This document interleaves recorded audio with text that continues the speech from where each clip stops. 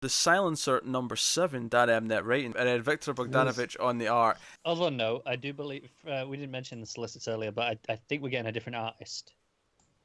Oh, maybe that's when it's time for me to jump on. What, you really don't like Bogdanovich that much? Oh, it's Bogdanovich now. Sorry, I forgot it's not JR anymore. It's been Bogdanovich since issue 4, Matt. Come on now. Yeah, I know. Oh, so for what, 2 issues? With this issue, there was officially more Bogdanovich than there was JR. This is the 4th Bogdanovich issue, Matt. In fact, not only that, okay, cool. the kid in it's got a new Superman toy, and he's flying it around, and it's like, oh, Bogdanovich is doing new Superman again. Basically, after she's killed Talia, we open like a nightmare scene where she's like having nightmares of killing Talia again, and is eating at her. And but do you know what? Before you even talk about what the issue is, you know what you're getting from the front cover, because it has a caption on the bottom of the front cover that says "Fly hard with a vengeance." That is a fantastic caption, because this is Silencer. So last issue set up that she wants to go to this theme park with her her husband and son, because it's right near where the Lazarus pit is that Talia will be going to, and she wants to put an end to Talia once and for all. So the theme park trip's a cover for her to sneak off and go do this. This entire issue is set in the plane though on the way there, and it's basically they're in a plane. The 2 assassins we met last time, the creepy kid and the older woman, the Cradle and Grave. Grave and Cradle. Yeah.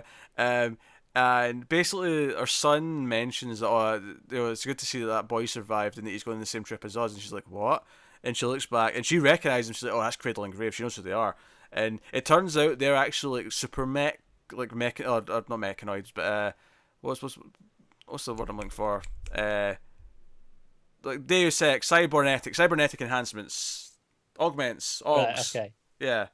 They're basically got lots of robot parts, and they morph into different things once they get into a fight.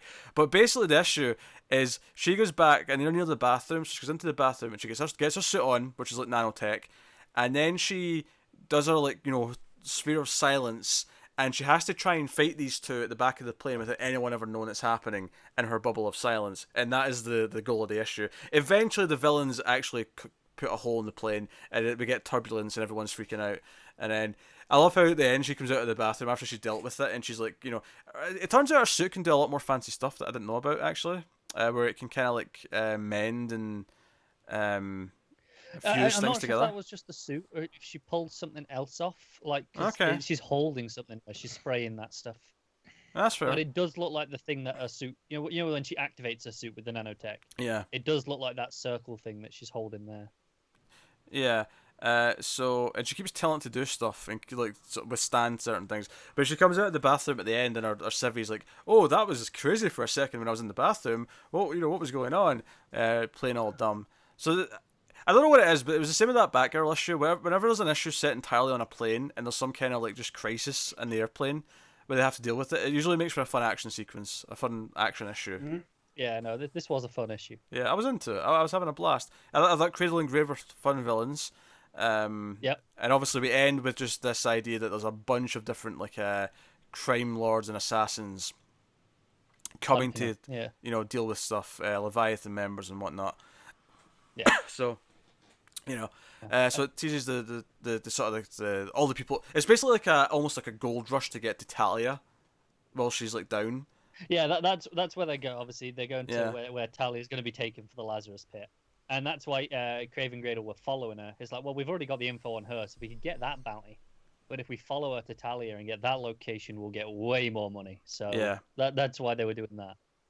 Yeah, so it's pretty cool, and I'm hitting things. So that was a fun issue. I like what it's set up, and it's good action. So, would you rate it? I just checked the solicits, by the way. Issue 10, which is that one. It's Patrick Zircher. Ooh. Who I'm a fan of, so I'm excited for that. But as for this issue, it's a straight 8, a lot of fun. Cool.